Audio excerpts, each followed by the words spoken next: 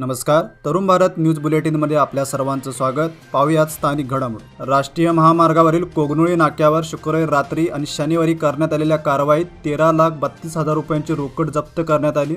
सदर रक्कम 2 वाहनातून ताब्यात घेण्यात आली असून या प्रकरणी पोलीस अधिक तपास करतायत. दरम्यान हल्ल्याळ पोलीस ठाण्याच्या हद्दीतील अर्लवाड तपासणी नाक्यावर 17 लाखांची रोकड जप्त करण्यात आली.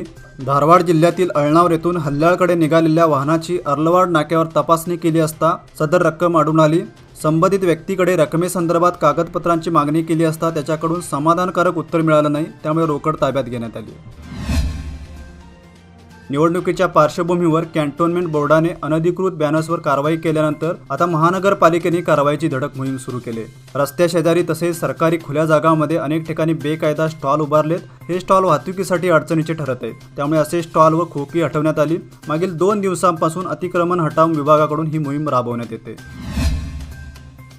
निवडणुकीच्या पार्श्वभूमीवर सीमा सशस्त्र दलाच्या 3 तुकड्या बेळगावमध्ये दाखल झाल्या असून पोलीस आणि सीमा सशस्त्र दलाच्या जवानांनी संवेदनशील भागात संचलन केलं. या पथसंचलनात कायदा सुव्यवस्था विभागाचे पोलीस आयुक्त शेखर H.T. खडेबाजारचे ACP अरुण कुमार कोळूर व गुन्हे तपास विभागाचे ACP सदाशिव कट्टीमणी यांनी पथसंचलनात भाग घेतला होता. मार्केट, APMC व टिळकवाडी पोलीस स्थानक कार्यक्षेत्रात हे पथसंचलन करण्यात आलं. विधानसभेसाठी काँग्रेसच्या उमेदवारीची 3री यादी सोमवारनंतर जाहीर करण्यात येईल, अशी माहिती KPCचे कार्याध्यक्ष आमदार सतीश जारकीहोळी यांनी बेळगावमध्ये आयोजित पत्रकार परिषदेत दिली. कित्तूर, सौंदती व गोकाक मतदारसंघातील निर्माण झालेली नाराजी पक्षनेते त्यांच्याशी चर्चा करून दूर करतील. तरीही त्यांनी बंडखोरीची भूमिका कायम ठेवली तर तो त्यांचा निर्णय असेल. तसेच जे काँग्रेसशी एकनिष्ठ असतील ते आमच्यासोबत येतील, अन्यथा निर्णय घेण्यास त्यांना स्वातंत्र्य असल्याचंही त्यांनी स्पष्ट केलं. होलसेल साडी व ड्रेस मटेरियलसाठी प्रसिद्ध असलेल्या बेळगावमधील नामांकित सुनील टेक्स्टाईल या शोरूमचं नार्वेकर गल्ली येथे स्थलांतर करण्यात आलं असून या नव्या वास्तूचं उद्घाटन आज खासदार मंगला अंगडी यांच्या हस्ते करण्यात आलं. यावेळी माजी आमदार संजय पाटील व बेळगाव परिसरातील विविध क्षेत्रातील मान्यवर उपस्थित होते. कापड दुकानदार तसेच घरगुती व्यावसायिकांसाठी होलसेल दरामध्ये साड्या व ड्रेस मटेरियल एकाच छताखाली उपलब्ध आहेत.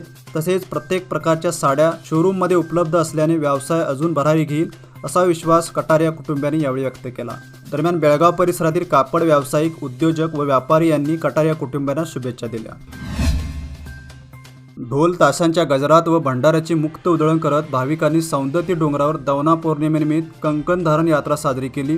कर्नाटक, महाराष्ट्र, केरळ व गोवा राज्यातील लाखो भाविकांचे श्रद्धास्थान असलेल्या सौंदती येथील श्री रेणुका देवीच्या दर्शनासाठी सुमारे 2 लाखाहून अधिक भाविकांनी गर्दी केली होती.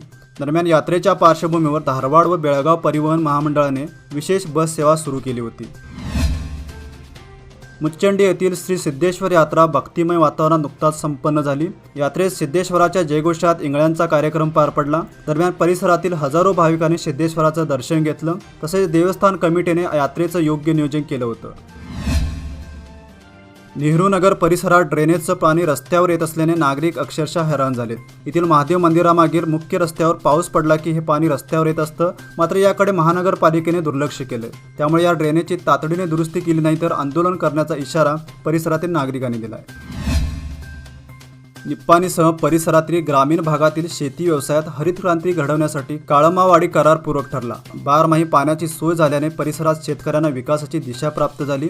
मात्र सध्या उन्हाळ्याच्या झळा वाढत असल्याने शेती पिकासाठी व पिण्याच्या पाण्याची अत्यंत गरज असताना काळमावाडी धरणातून सोडण्यात आलेल्या पाण्यावर राष्ट्रीय महामार्गाच्या रुंदीकरणाचं काम करणारा कंत्राटदार डल्ला मारत पाटबंधारे विभागाच्या एका वरिष्ठ अधिकाऱ्याशी अर्थपूर्ण हितसंबंध जोपासून हा प्रकार सुरू आहे. त्यामुळे शेतकरी व नागरिकांमधून तीव्र संताप व्यक्त होतोय.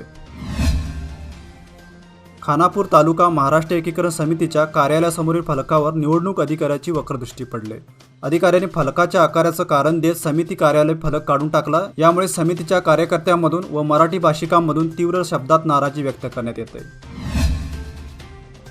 बँका तसेच वित्तीय संस्थांना सलग सुट्ट्या असल्यामुळे याचा परिणाम आर्थिक व्यवहारावर होत असून ATMवरचा भार वाढला आहे. यामुळे ATMमध्ये ठणठणाट असल्याचं चित्र दिसत आहे. एप्रिल महिन्यात बँकांना सर्वाधिक सुट्ट्या आहेत. या आठवड्यात मंगळवारी भगवान महावीर जन्म कल्याण महोत्सव, त्यानंतर गुड फ्रायडे, सेकंड सॅटर्डे तर रविवारी साप्ताहिक सुट्टी अशा सलग सुट्ट्या देण्यात आल्यात.